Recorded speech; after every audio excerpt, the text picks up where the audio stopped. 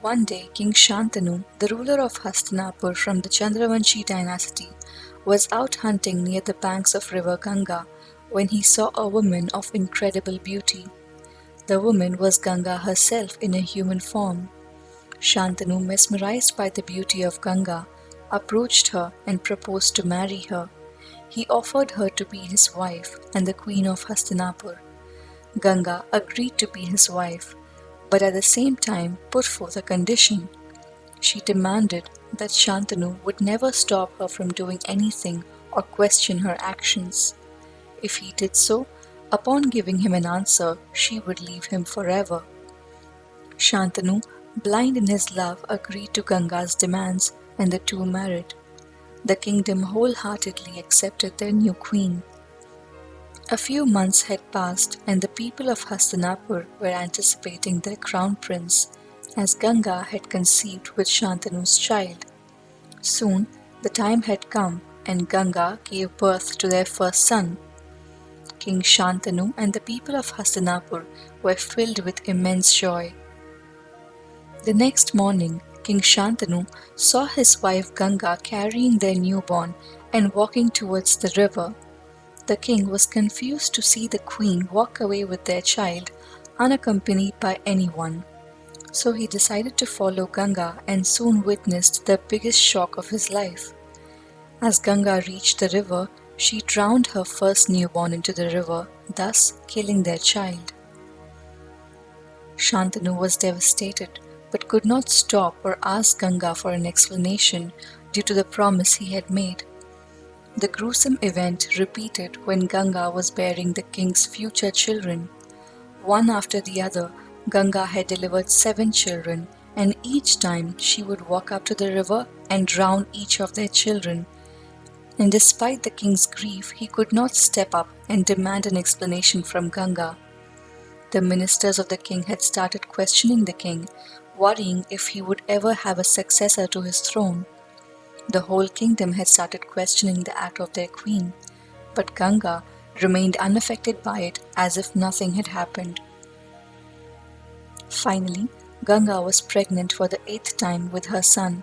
The day she delivered her boy, the maids whispered amongst themselves that she would drown this boy too, and rightly so, as the next day Ganga again walked towards the river with her 8th newborn. The king was disappointed and shattered. In this moment of weakness as a father, he broke his promise to Ganga and stopped her from killing their 8th child. He demanded an explanation for all the damage she had done so far. Ganga revealed that her and the king Shantanu were living a mortal life on earth as a result of a curse from their previous birth. In their previous birth, Ganga was the daughter of Brahma, and Shantanu was the powerful king Mahabhisha of the Ikshvaku dynasty. Once, the king got an opportunity to visit the court of Brahma, where all the Devas and Ganga were also present. Mahabhisha and Ganga were attracted to each other and couldn't take their eyes off one another.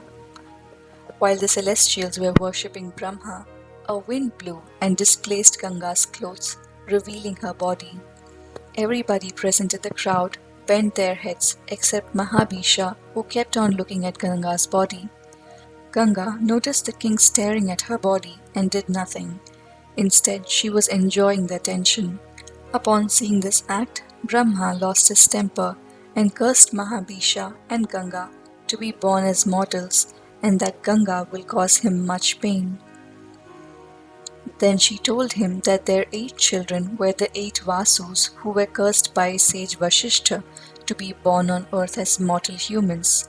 However, when the 8 Vasus pacified the sage, he limited his curse and told them that they would be freed from this curse upon their birth as humans.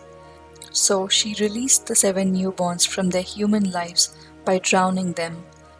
However, Vasudeus, who was now their 8th son, was cursed to live a long life.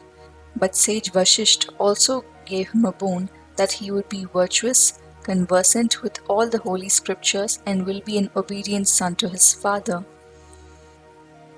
As promised, it was time for Ganga to abandon the king. She took away their 8th child with her, to bring him up well and train him for all the things he will have to deal with in his future. She named her son Devrat, who went on to become a great warrior and is often referred as Ganga Putra Bhishma or Bhishma Pitama in the Mahabharata. Shantanu was filled with grief from the loss of his wife and son and began to practice brahmacharya for a while. He spent the rest of his life without Ganga,